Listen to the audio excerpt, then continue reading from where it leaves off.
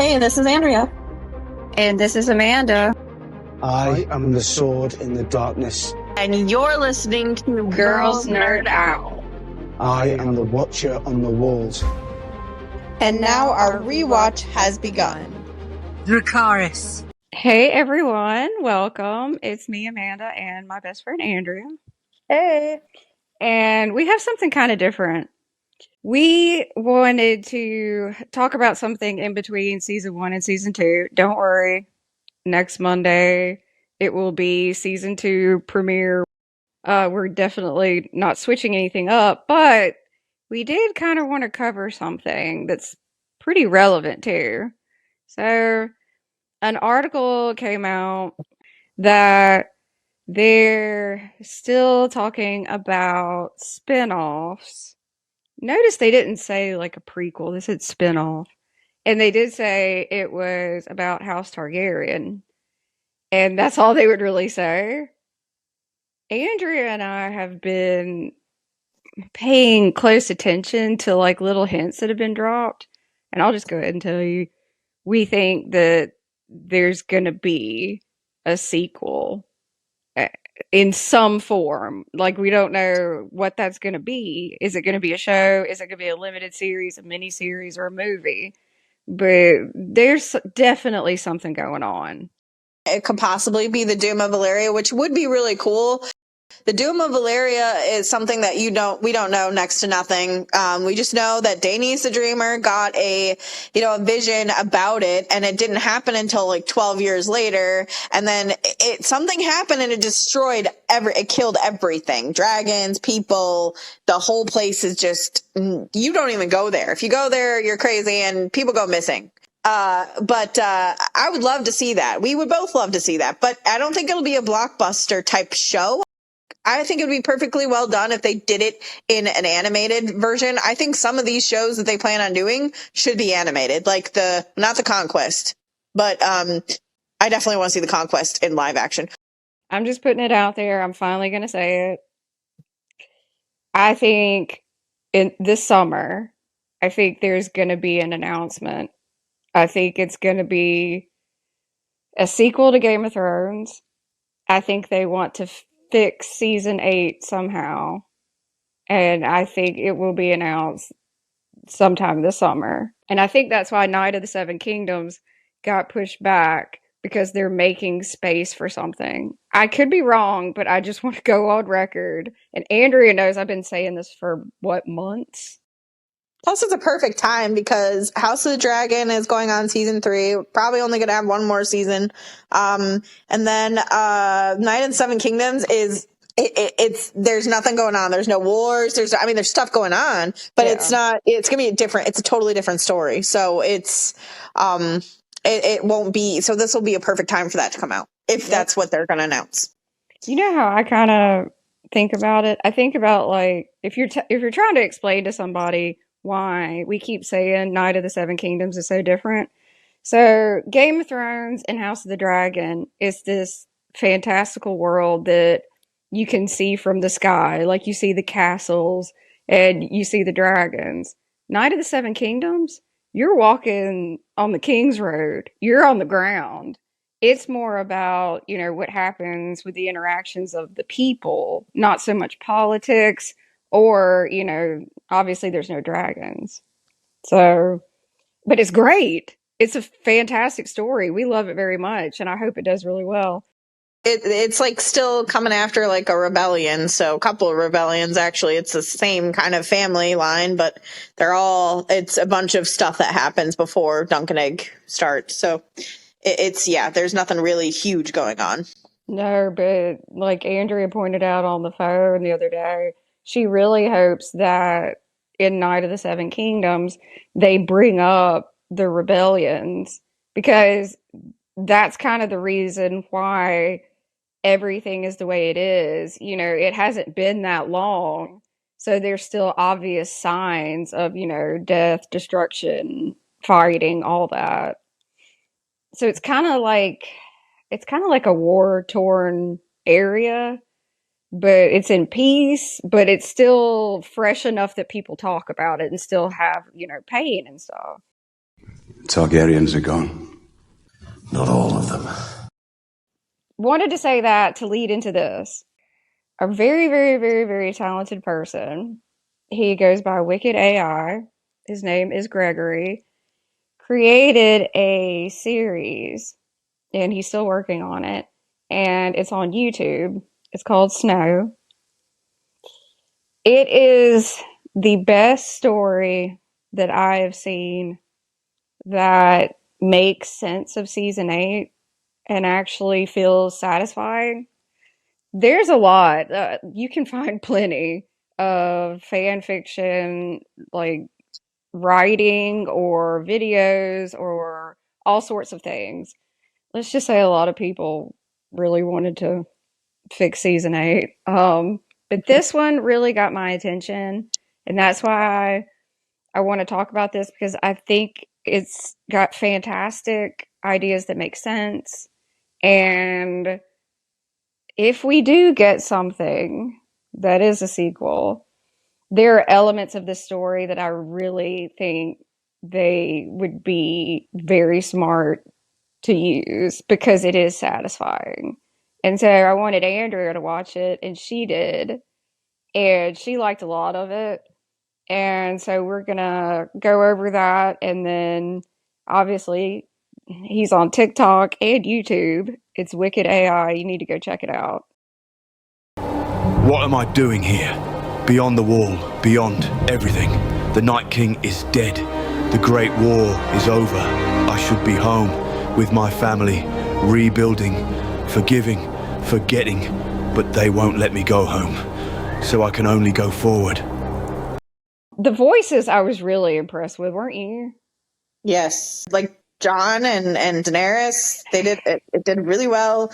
And then the Manfrey Martell, I was very impressed with his voice. Yeah.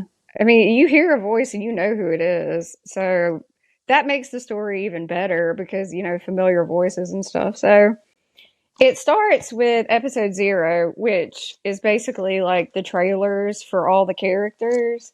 And we start out with Jon, and he is king beyond the wall, but he has like no satisfaction. He feels empty.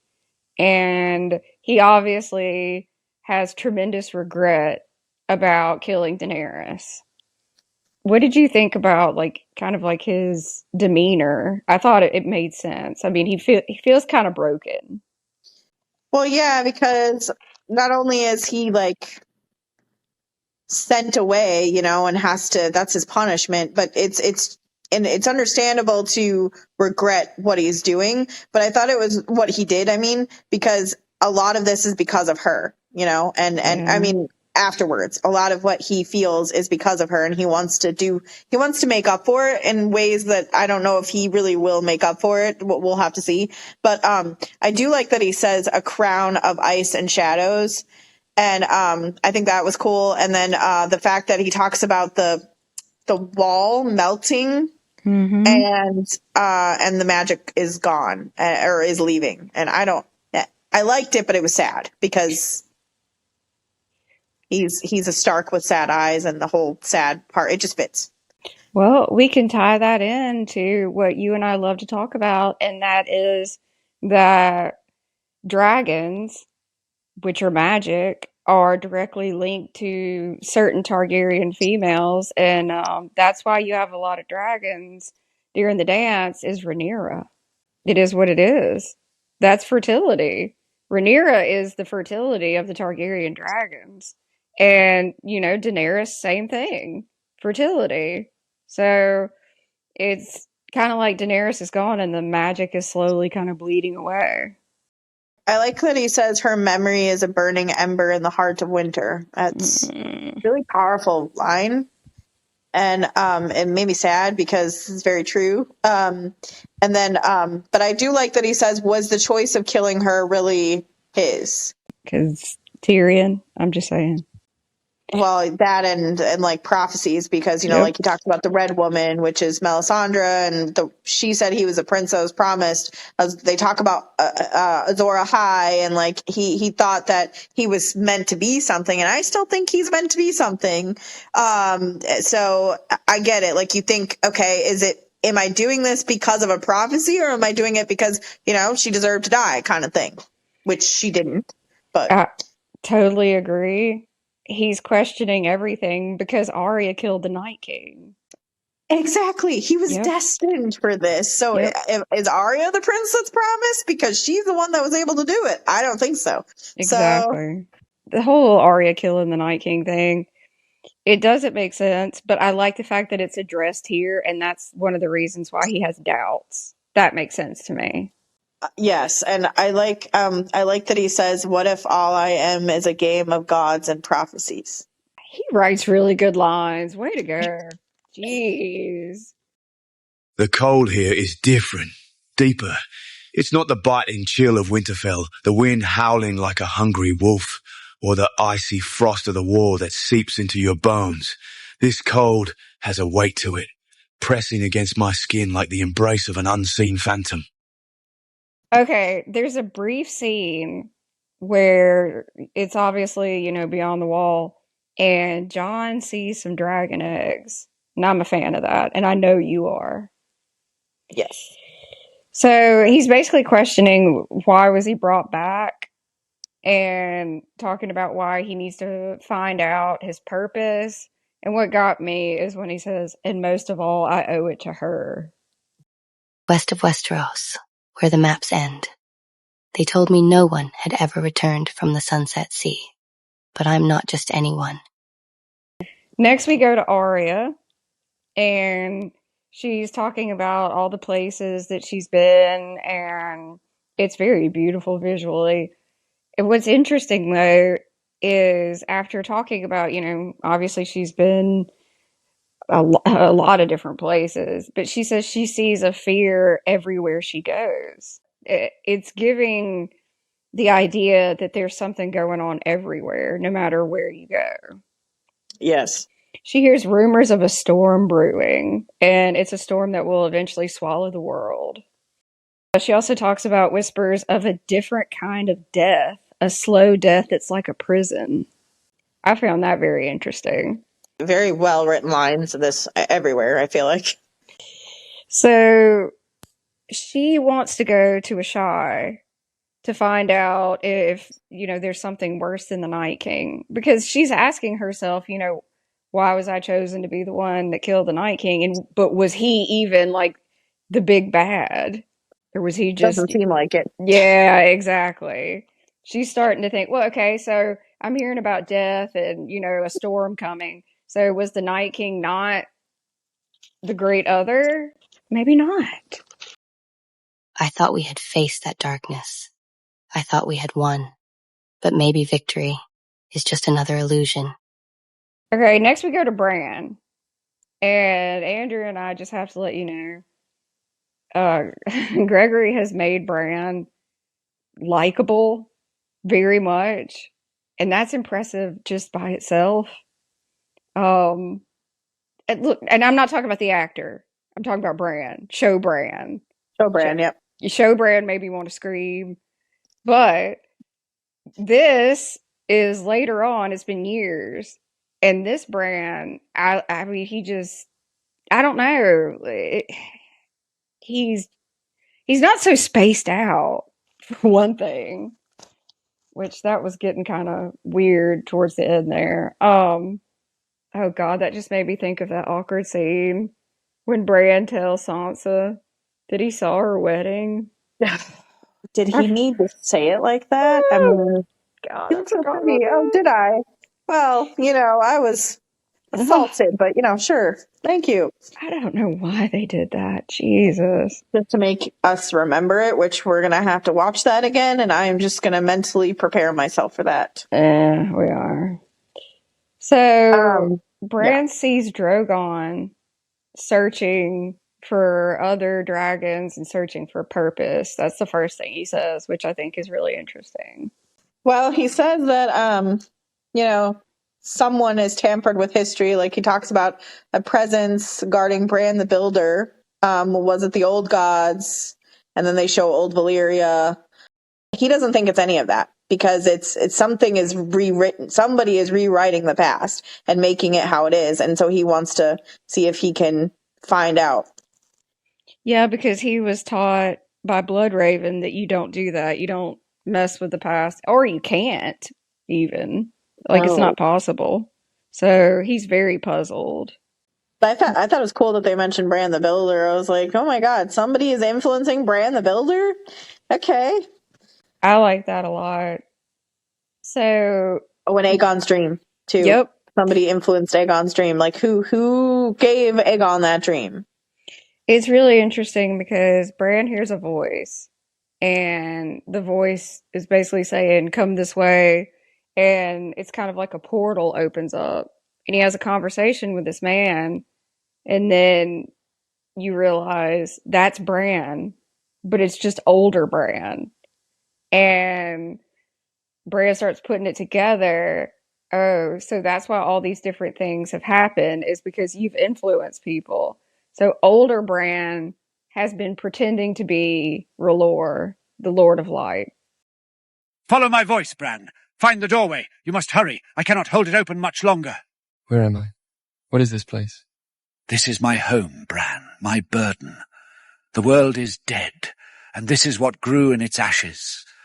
The wall being built, the conquest, probably anything really big that's happened in the past was all to try and save everybody. But you know what happens when you mess with time? Every time you fix something, you screw up about 2,000 things, which is what's occurring. And I really like the fact that in the reality where the older Bran is, all you see is ghost grass, because that's what the Dothraki say the end of the world is going to be. It's going to kill all other grass, and that'll be the end of the world. Yeah, and he says that he's fading. So he can't go in the past anymore and try and fix it. Yep, which is why he summons younger Bran, because he can't do much. He's just kind of stuck. They say the realm has never known such peace. 10 years. Imagine that. 10 years without a war, without a winter, without a Lannister scheming in the shadows. Next, we go to Tyrion, and he talks about how things have been better, but he also mentions that the peace is unsettling. Yeah, he said Tywin would find it odd. Mm-hmm. And I like that. I like that a lot because it just lets you know, like, unfinished business or whatever. And he mentions that he misses Varys, which we all do. He talks about Cersei and Jaime, Yeah. and he says that would Jaime find this doll? I don't think he would. I think he would be happy that he wouldn't have to, go and fight some war. He'd just get to relax. And then he talked about Cersei. She would just try to find a way to burn it all down. Which is true, and I love that, actually. And that's really interesting. I'm glad you brought that up because we never got to see Jaime when there wasn't something going on. It made me sad to think about. Book Jaime, I don't know how that's going to go, but I really like show Jaime's character development. So, except for the end, obviously, but. Bran didn't just leave. He didn't abdicate. He didn't die. He simply ceased to be. How long can we maintain this charade? How long before the whispers turn to shouts, the rumors ignite rebellion? How long before Bronn decides that a vacant throne is an opportunity too good to pass up? Bronn, enjoys counting his coins because he is the master of coin. And Tyrion says because Bran has been missing for, what is it at this point, 28 days. Bran is missing. So they don't know what to do. And he's like, there's a shot of Sir Bronn being like a cartoon character villain, and it's kind of cool and creepy. And Tyrion's just like, I think he's going to try and take the throne. Because he might think that's a good idea because nobody is here. I love it. I'm for it. I mean, both of us have been mad at Bronn for years. I mean, he does bad things, and he's a freaking sellsword. So, like, the fact that the show made it seem like he was good, No, he's not. Andrea, no, he's fine. He has Highgarden and he's Master of Coin. Oh, God. But he can't read. And we will talk about Highgarden at some point. Oh, my God. Yeah, I'm so glad that he addressed that. That needed to be done. The Lord of Light's fire burns bright within us all, Lord Tyrion. Though some flames slumber, hidden in the shadows. Kinvara comes to see Tyrion and lets him know, hey, guess what? You're the son of the Mad King, which is a theory that's gone around for a very long time because we're told that Aerys had a thing for Tyrion's mom. I believe she actually left court because of that. And so some people think that she was pregnant with Aerys' child when she left court. She says he's the prince who was promised, and episode 0 ends with a dragon showing up and apparently wanting to hang out with Tyrion, which is very interesting. Yeah, because apparently it sensed, like, his Targaryen blood. Maybe it's like sea smoke. Maybe Tyrion had no choice, kind of like Adam. So he just flies around waiting for somebody like Tyrion to show up. And then says, hey, the prince has promised. It makes sense. Yeah. And then says, why are you running? Why are you running? I'll never get over that meme. That made me so happy. Why are you running? So we're going north because Manfred Martell, he is the master of whispers to Bran, and he sits on the small council, obviously. He's going to north to talk to Sansa because apparently there's going to be a king's moot, which I think is interesting. It's like, it's the Great Council is going to join, and they're going to, like, talk about who should be king because Bran is missing. But they don't want people to know. But he wants to tell Sansa because Sansa needs to know, and he wants her help. Yeah. And she's the only one that he can trust, apparently. So he goes north. He's hanging out in the north, and you know it's a really cool scene. It's dark, and you see fire, and he's sitting in front of fire, and this girl, who I thought was Sansa at first, I'm like, no, this is too young to be Sansa because she looks very similar. Yeah. So then I was like, if this is 10 years after, maybe this is a daughter of hers, but she's a little too old to be her oldest daughter, even. So, but she claims to be Ellen Manderly. She wants to share his fire. She's on the King's Road. She's going to Deepwood Motte to speak for her father. You kind of get the idea. I mean, he even questions it. He's like, you're highborn. What are you doing on this road? And she tries to explain it and says, like, her horse went lame or whatever. But again, still doesn't make sense because she wouldn't have been by herself. Nope. And she is not who she says she is. No. She has many names. Well, a girl knows many names is what she tells them. And you know, that is not her. That is a faceless man. What brings a man like you to the doorstep of Winterfell? Manfred Martell. You know my name?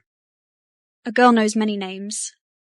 After that, we go to Sansa, and it's a very beautiful beginning because she talks about how they've had many years of peace and prosperity, but she did have to go through, you know, a lot to gain trust. I love the fact that she marries Willis. I just love it. I think that was such a good idea. Yes, I'm obsessed with the fact that she married Willis, but Willis also isn't in the show, and that's fine because Willis is very interesting in the books. We don't get much of him, but I wrote down that it was funny. He's a Tyrell, and so you know you'd think he would have Highgarden, but can you imagine finding out that your legacy was given to a sellsword who's probably thinking about stealing the throne? I mean, you know, the Reach would have like kicked his ass out. So I'm glad this is being talked about because it made no sense. And it really ties everything together because when Sansa and Marjorie were talking, which I loved that friendship, by the way, Marjorie, we talk about her and how she played the game, but Marjorie was a good person. She was, because she knew what was happening to Sansa. You must see Highgarden. You'd love it there, I know you would. We have a great masquerade the night of the harvest moon. You should see the costumes. People work on them for months. Really quick. Willis was at Highgarden, Marjorie's brother, and he had an accident and it hurt his foot.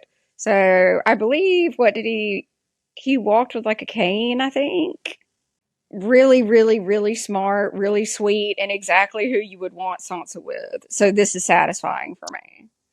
Sansa mentions the reason why the North has been so prosperous is because of the Manderleys and White Harbor, which makes total sense. And I like that they mentioned that they were like kind of exiled and not liked after the dragons took over Westeros. But then they prospered after that. So now they're gradually getting to higher points, which I love. Yep. White Harbor is obviously a port, and that's just a great way to make money. And Wyman Manderley had a fleet. They all underestimated Sansa, like all of her, which I think a lot of people underestimate her in the story. But she had to get married, right? And so she marries Willis, and she had gained a political victory, but he loves her. And he understands that her children have to have the Stark name because the Stark always has to be in Winterfell. And she has 5 children with him, and she names her eldest is Eddard, and then Catelyn. She has twins, Robb and Rickon, and Lyanna is her youngest. She named her after Lyanna, her aunt, because of the love for a prince that she had. So Andrea is very happy because it is made very clear that Sansa is aware that Rhaegar did not steal Lyanna away. I was very happy. It was very brief, but it showed their love. Yes, the show shows it too, but I can't stand that haircut or the hairdo in the show. None of us can. But this, if you watch it on YouTube, he has really good hair. Again, thank you for fixing Rhaegar's hair, for the love of God.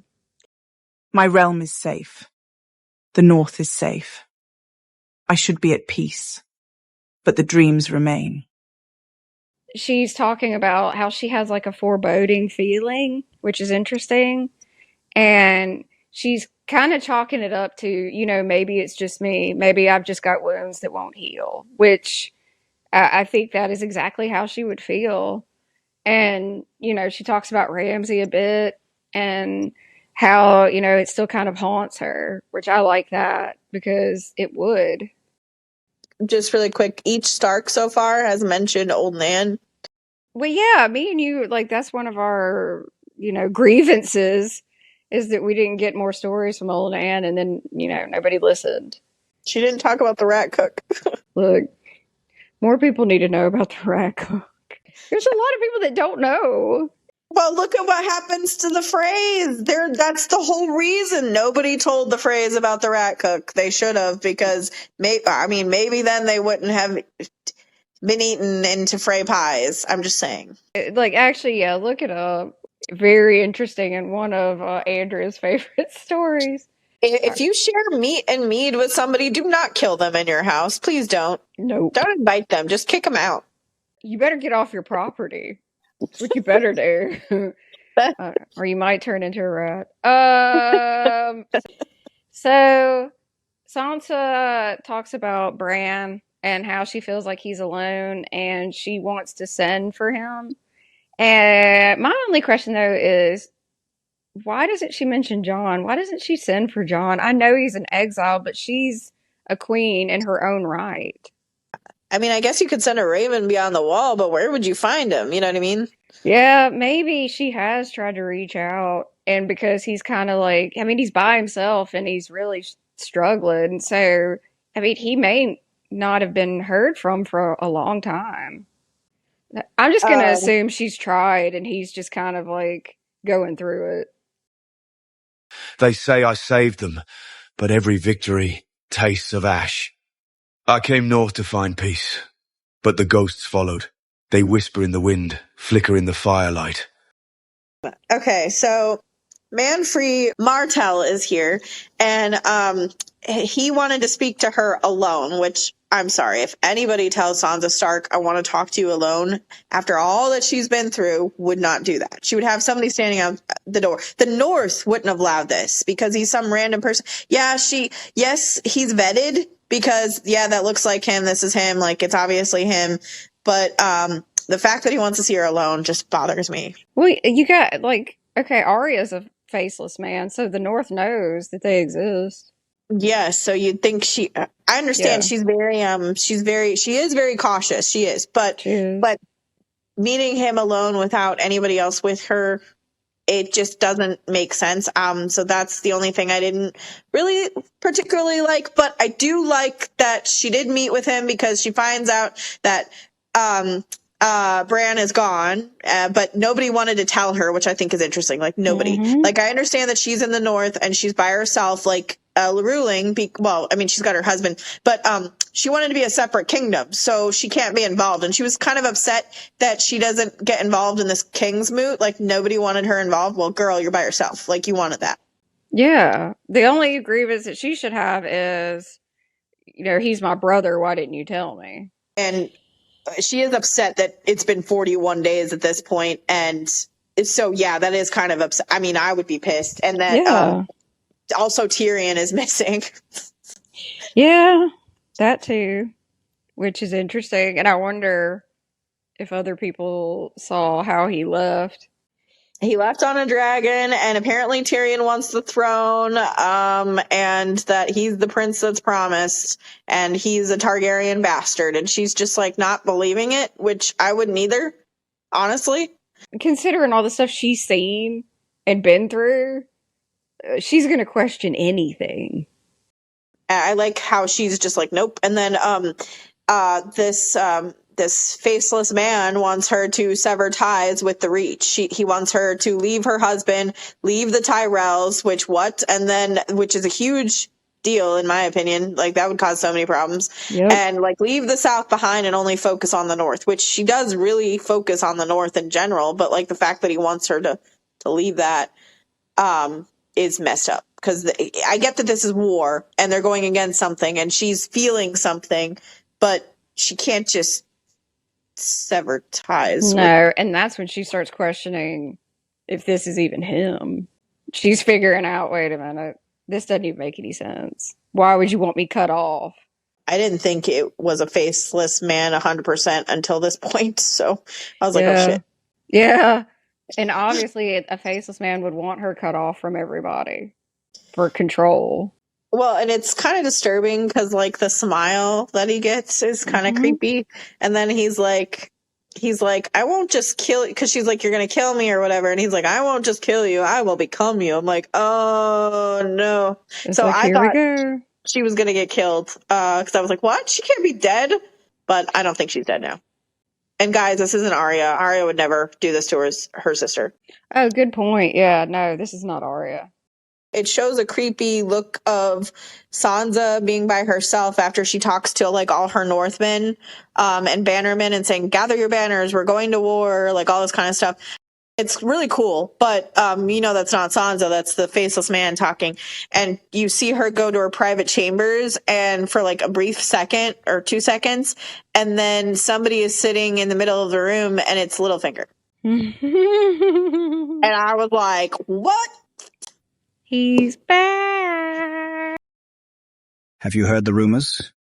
Whispered tales of dragons resurrected, queens revived, and entire timelines unraveled, then sown anew. A lesser mind might dismiss them. But I, Peter Baelish, know these truths. When the world deemed me finished, executed on these very stones for treason, lying cold in a grave, I was given a choice. It is Littlefinger. That's actually him. And he tells the story. Basically, the person that was killed by Arya was a faceless man. He had an offer of that and obviously took it, which is feasible. I mean, I want Littlefinger back because you need that shady character. It's just, I'm trying to work out, like we were talking about, who would have paid them and what do they get out of it? Yeah, because faceless men are very expensive.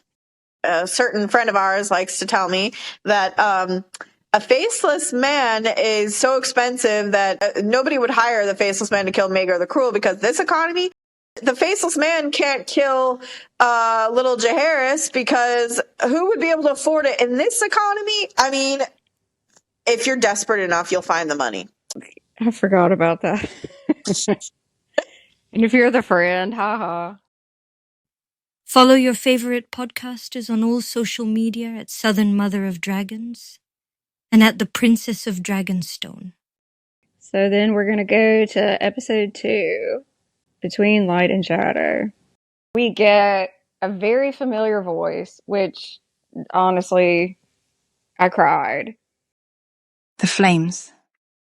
They call to me. A familiar embrace. A final release. I've always known I was meant for something more. Something significant. A purpose woven into the very fabric of my being. You hear Missandei, and very recognizably, and you're like, what is this? Wait, what's going on? And this is one of the things. This is why I really love this story. It's actually not Missandei, because you can't bring her back. Not everybody can be a faceless man. What would you call that? A tribute? Yes. So we get the story that Missandei had a twin sister, and that they were so young that Missandei didn't remember, which is feasible because she was really young. Her name is Saranai, and it's incredibly interesting because her path was so different from Missandei's, and she actually becomes a Red Priestess. And she knows about Daenerys, obviously, because, I think everybody did at that point. I really like that because you can't bring Missandei back, but it left like a hole, and it's really painful. One of the things that I complain about the most is that Missandei died in chains. I'll never get over that. That was an awful decision. Absolutely terrible. And this is a great way to give people Missandei, but it's not her, but you feel her presence, and her sister acts a lot like her. I like it. I do. I really do. Yeah, I like it too. It's interesting that they gave her grayscale, and I like how she goes to her teacher, her master for the Lord of Light, and he says, well, the Lord works in mysterious ways. Yeah.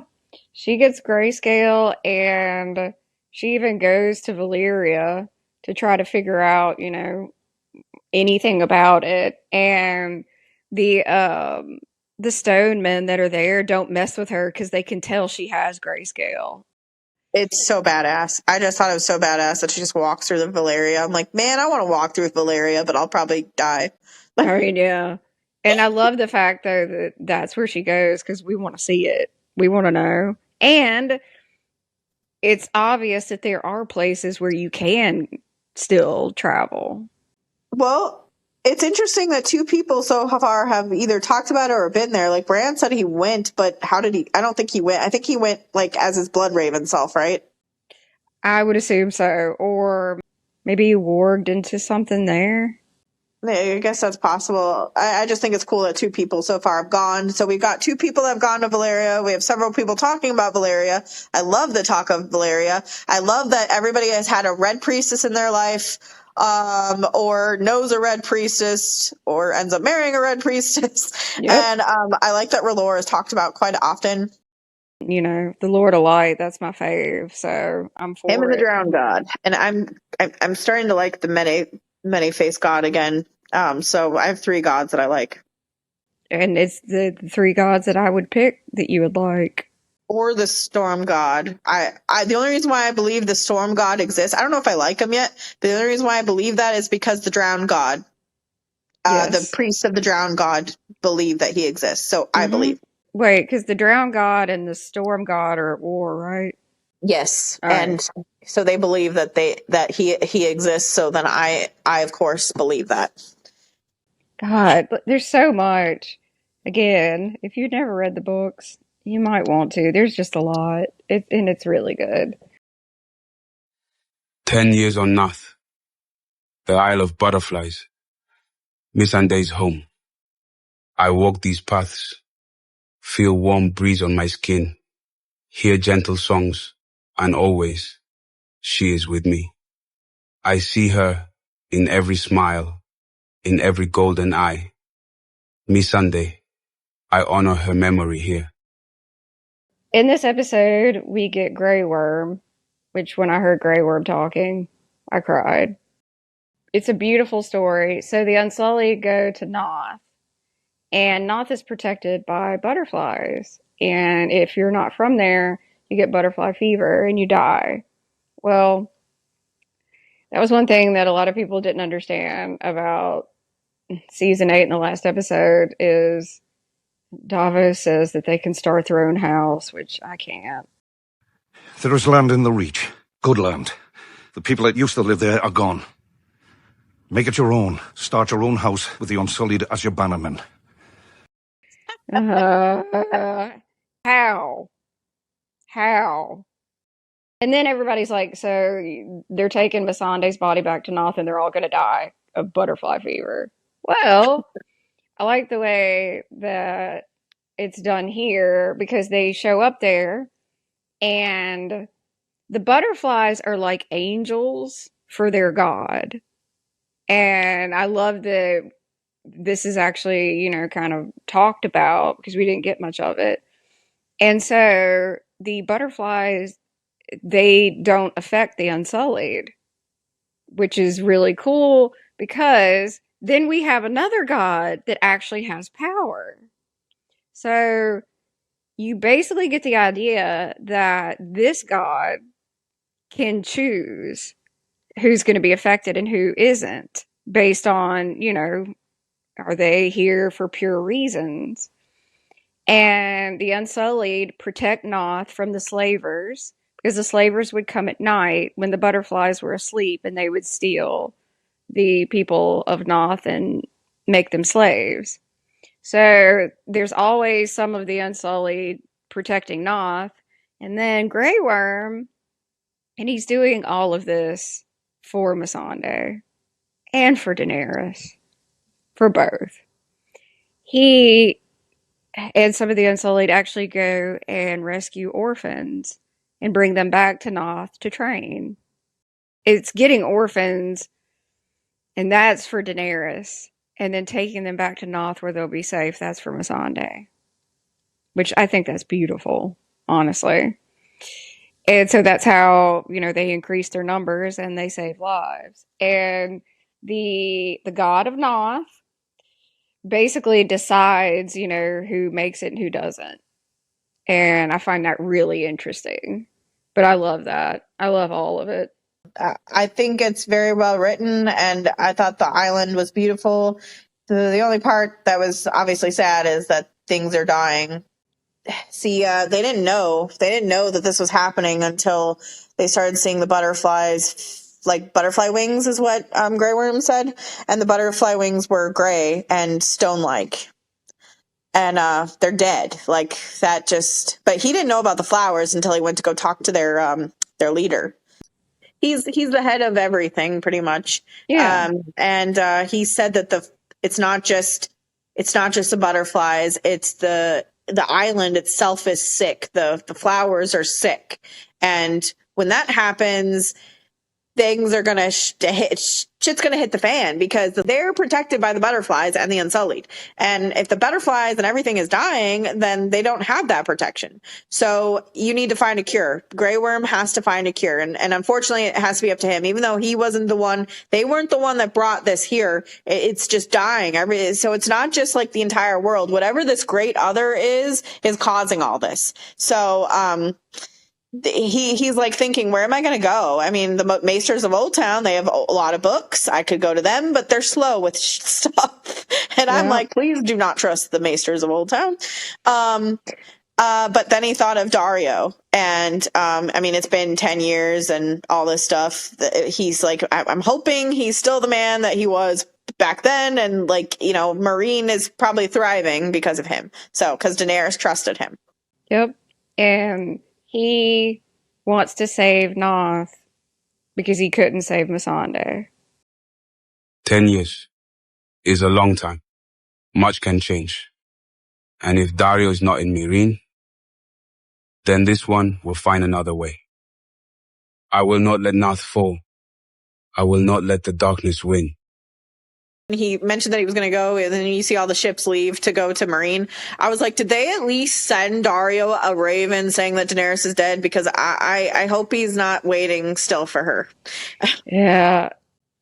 I know he says that when Meereen found out, there were people sobbing in the streets, which that broke my heart. Yeah. Because that actually would have happened. Daenerys was dead, murdered. The city mourned. The freed slaves wept in the streets, their newfound freedom now tainted by grief and uncertainty. Dario's story is very interesting. You get the idea he never got over her. He just didn't. And he's done really well. And I really want you to talk about how he takes care of business, if you don't mind. Yeah, so I'm gonna assume that it's like a year. So it was a year before he got married and became king. So he's like the masters are here and they want to share power. And the only way that they can, like, you know, come together is by sharing power. Well, he was thinking about it for a bit, but he was like, no, this is going to leave everything a mess. Like, all the slave trade would come back. All of what Dany did would just be destroyed. Which, I mean, if you read the books, after a week, that's literally what's happening. So it's a week. So a year could be a mess. So Dario invites all of the masters he agrees. He tells them he agrees. And of course, let's celebrate. So he invites them to the fighting pits and they have like a huge feast and they celebrate. And then he kills them. He kills because he wants to be the butcher. Daenerys didn't want to be a butcher. She didn't, you know, she never wanted to be a queen of ashes or anything like that. But he's like, I have to be the butcher. I really like that part. And so he kills all of them, which is exactly what he should have done. And I think that's like Maegor the Cruel in reverse, because the reason why I think of that is because Maegor, you know, he builds the Red Keep, all of it. And he hires all these people to do it. And after they complete it, he gives them a feast. He gives them women. He gives them booze, and he lets them party for 3 days and then just slaughters them all. Like, he makes them feel like everything's okay. That's what Dario did. Dario made sure the differences here is that obviously those were not Maegor's enemies, but I thought that was great. Same. And it reminds me of when he tells Daenerys that all rulers are either butchers or meat. Yes. So it totally tracks with that. I love it. I think it's great. Dario, he's married. He married a Red Priestess, which for me and Andrea is kind of hard for us to even imagine him wanting to marry anybody. But it's been a long time, which we get. And I mean, if he was going to, I told Andrea earlier, I was like, maybe it's the type of thing where, because, you know, the Red Priestesses, all of them, they were preaching about Daenerys and all that. So maybe this was kind of like a way of him feeling like that part of her still existed, if that makes any sense.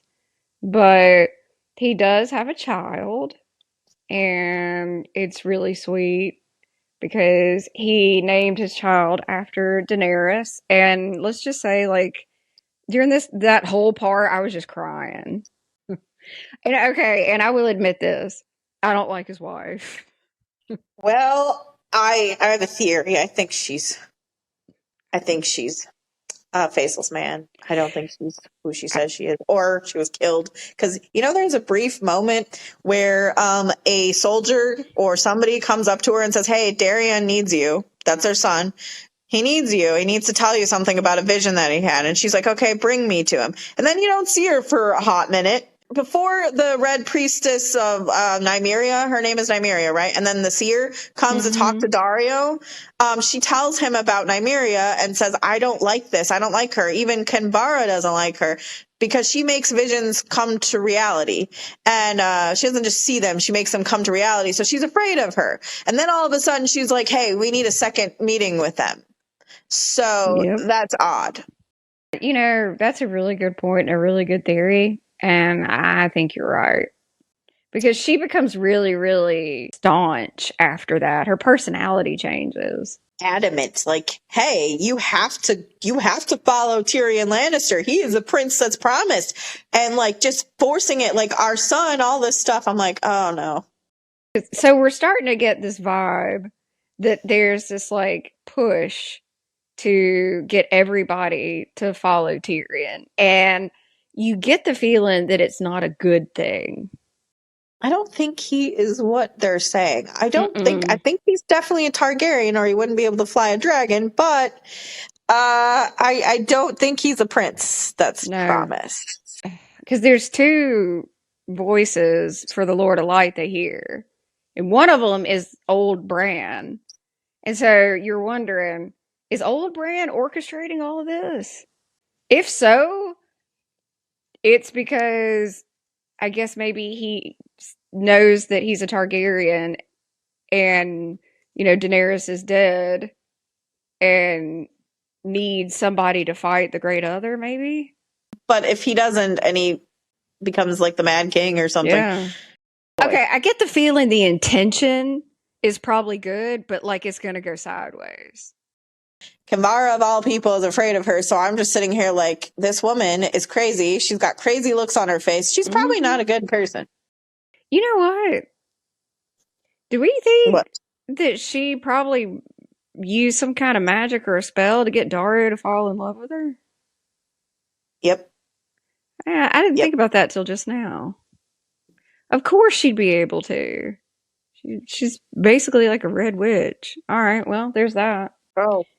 They also talk about in the flames, there's a black dragon flying over Westeros with emerald eyes. So I swear I thought they said it was an ancient dragon. So I swear that I thought they said the cannibal.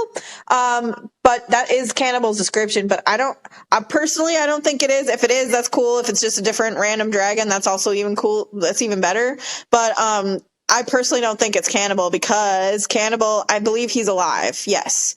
But if he's in our time of the Westeros right now, currently, he wouldn't be able to fly. There's no freaking way because Balerion on his last legs could barely fly. Yeah. So Andrea is correct. Completely correct because dragons do not stop growing and they don't die of old age. They die because they are so large they collapse on themselves and they cannot breathe. The only way that can be the cannibal is if he is a different type of dragon, which I wouldn't mind.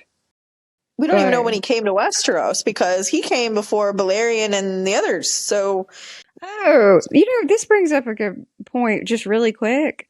I saw a TikTok and it was somebody asking about the dragons and they were calling them the Targaryen dragons and they were talking about cannibal and sheep stealer. That person didn't know that they were already there. Like, the Targaryens didn't bring those over. Those are the wild dragons. And I realized that a lot of people probably don't have a clue that there are wild dragons. Because that's not explicitly stated, I don't think. No. Okay. I mean, it is when they do the seeds, the dragon seeds. Yeah. But you'd have to read the book for that because they don't say that in the show. I could totally see where people would think any dragon in Westeros is a Targaryen dragon. But no, there's actually wild ones. And it would make sense there would be wild ones there because it's warm. It's the Dragonmont. It's a volcano. So if you're going to be a wild dragon, that would be where you would go. Honorable mention to Grey Ghost because people say it's a forgotten dragon, just like Rhaegar is a forgotten child. Not Rhaegar, Rhaegal. Jesus Christ. It's fine. Look, Viserion is talked about in the books. We get, a personality description. I mean, Viserion is the sweetest and most gentle, smaller, cuddlier. And obviously we know sassy Drogon. I will always love Drogon. And then Rhaegal doesn't get very much. And Andrea and I always talk about how he's like this middle child. He's just like, see me. Basically. I mean, we speak for the dragons. It's like the Lorax, except we speak for the dragons. God, I wonder how crazy we sound sometimes. It's fine. The air feels heavier somehow. Every breath reminding me that I am alive when I shouldn't be. I remember the cold, the weight of my body, and then nothing. Finally, we get Daenerys. And she looks beautiful. And I do like the choice of her having purple eyes because it's stunning with the hair. Sarah and I brings back Daenerys.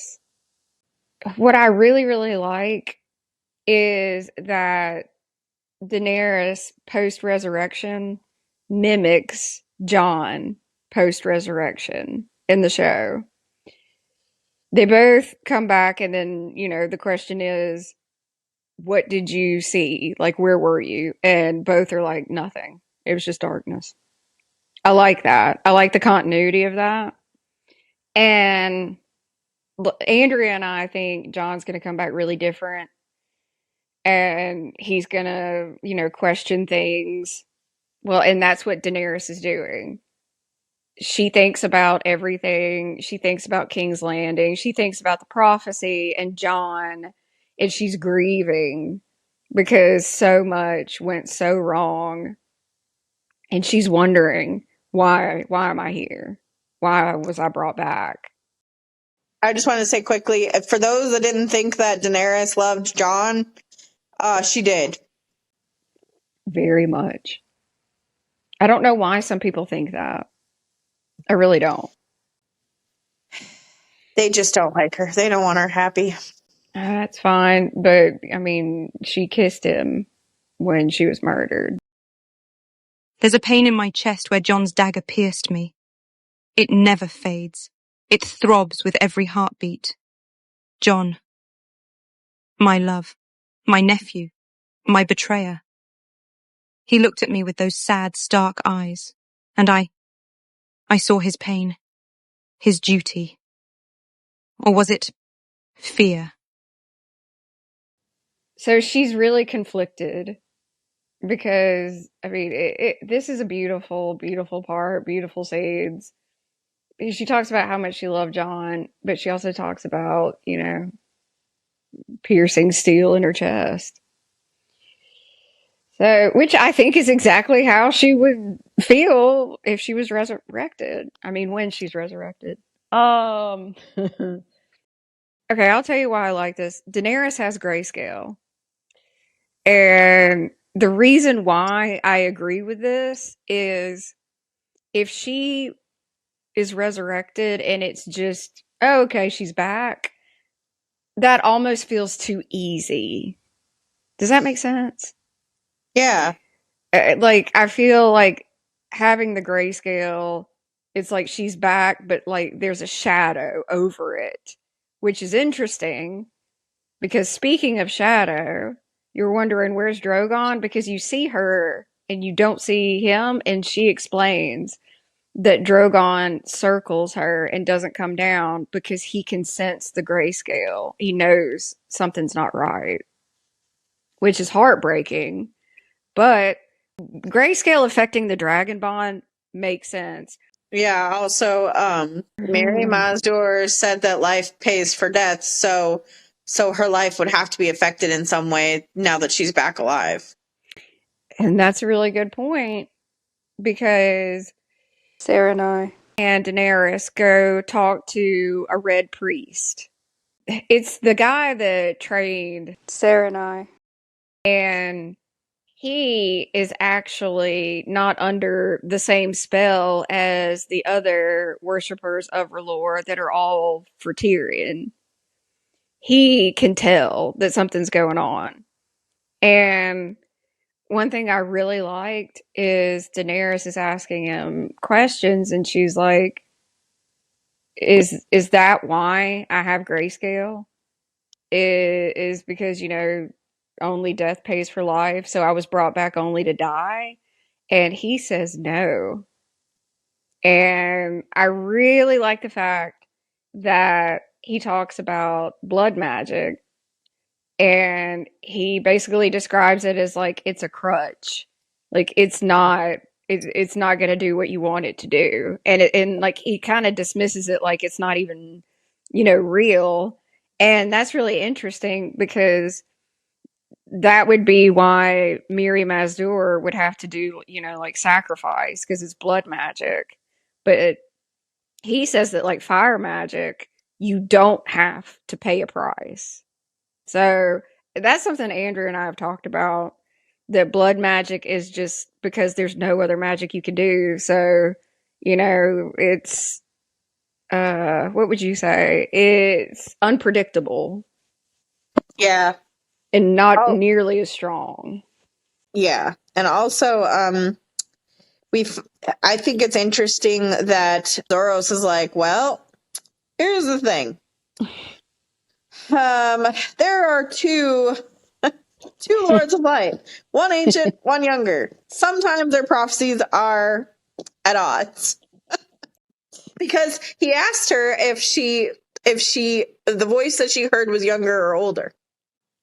The two voices, do you think that's the actual Lord of Light and then old Bran? Or do you think it's young Bran and old Bran? I want to believe the Lord of Light exists, but I do too. I choose to believe that one of the voices is the actual Lord of Light. I don't want all of that to just be Bran. No, because if Bran... Well, they saw stuff in the flames before, way before Bran. So yeah, so it can't be all Bran. Yeah. So I believe some of it's the Lord of Light. So that would be old Bran is the one that is speaking to them from the flames, telling them, you know, Tyrion is the prince who was promised. And then the actual Lord of Light would be the one speaking that would either say it's Daenerys or a combination of Jon and Daenerys. Yeah. I like that. Again, they're both very important. You know, people think I hate Jon. I don't. I don't hate Jon Snow. I don't. I really don't. Neither does Andrea. We just don't like what happened to Jon in like the last 2 seasons, which is understandable. You are my queen. You are my queen. I don't know what else I can say. Jon is going to that spot that he was talking about in the trailers where it's like really cold, it's darkness, the sun doesn't shine or anything like that. And he feels, he says it feels like it's older than the Night King. So the Night King he's not actually the Great Other. So it's nice to see that there's other magic out there, or could be older magic. You think the Great Other's this thing that like is like the big bad.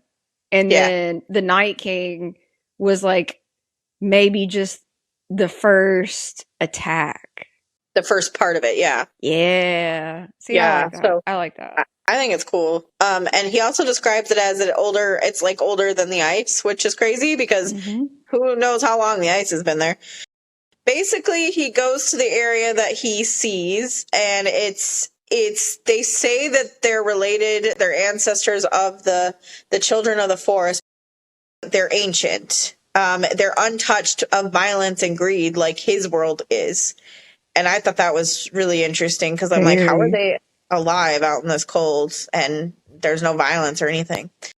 They also apparently worship R'hllor, but there is no prophecy. There is no vision. R'hllor doesn't speak to them. There is no Azor Ahai. There is no prince that is promised.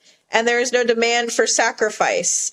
So it's basically just this big eternal flame of a big ruby, and they worship it.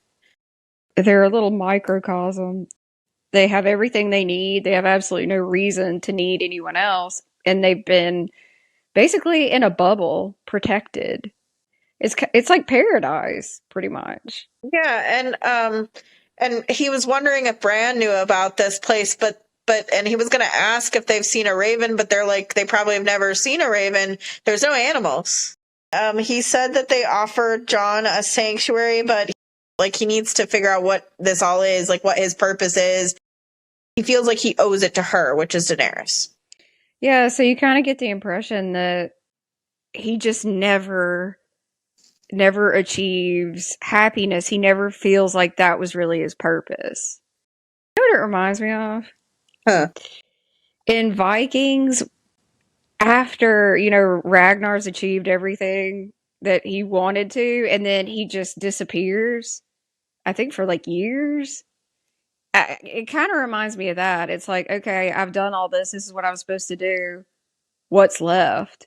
And so, I feel like he's been wandering around trying to figure things out and just his purpose. The tales of a great other, a slumbering god of darkness waiting to devour the world. A darkness that Azor Ahai once vanquished with his fiery blade. A darkness that might rise again, demanding a new hero. Am I the prince that was promised? Or am I just Jon Snow? A man haunted by the choices he's made. And the choices that were made for him. I think that's great. And then I also like that he says, I am the shield that guards the realms of men. So whatever this great other is, whatever evil is out there that's harming his world, his part of the world, he wants to face it no matter what. So. Yeah, and I know you like it when it's realms of men, because it's not like just Westeros. Not just Westeros, everybody. Beyond the Night King's castle, beyond the reach of memory, there is a place of shadows, a place where the ice never melts, where the sun never shines. I don't know what awaits me in that frozen abyss, but I have to go. I have to face the darkness, to understand my purpose, to find out why the Lord of the Light brought me back, and learn whether my destiny, my true destiny, lies behind me or before me. I owe it to myself, to my people, and most of all, I owe it to her. Andrew and I both think this is incredibly creative. You need to go watch it. Yes. He is going to keep adding episodes, and you can find it on YouTube, also on TikTok. It's at Wicked AI. I think he's a very creative writer. Very. Oh, yeah. So, should I or should I not ask Gregory if he can just go ahead and bring back the other two dragons? I'm just kidding. Just do it. As always, it's Amanda here to say thank you to all of our listeners and to ask that if you like this week's episode, leave us an honest rating. And if you'd like to continue the discussion, please feel free to comment on our post over at our Girls Nerd Out podcast account on Instagram. If you're interested in buying any of our merch to support the podcast and so that we can continue to release weekly episodes, then check it out over at girlsnerdoutpodcast.com. Our podcast logo was designed by Chairman Bilal over on Fiverr. Our podcast merch was put together by me, myself, and I at Southern Mother of Dragons on all social media. If you're interested in my personal merch, check it out at southernmotherofdragons.com, and the designs for that merch were put together by Ryuchi Studios on Etsy after an in-depth back-and-forth discussion with me to find the perfect merch for me and my loyal supporters. The music playing while I tell you about all the ways you can support us and the production of the podcast is Kawaii Girl by Pumpkin Pie. Thanks for listening. Hey, this is Andrea. And this is Amanda. And you just listened to Girls Nerd Out.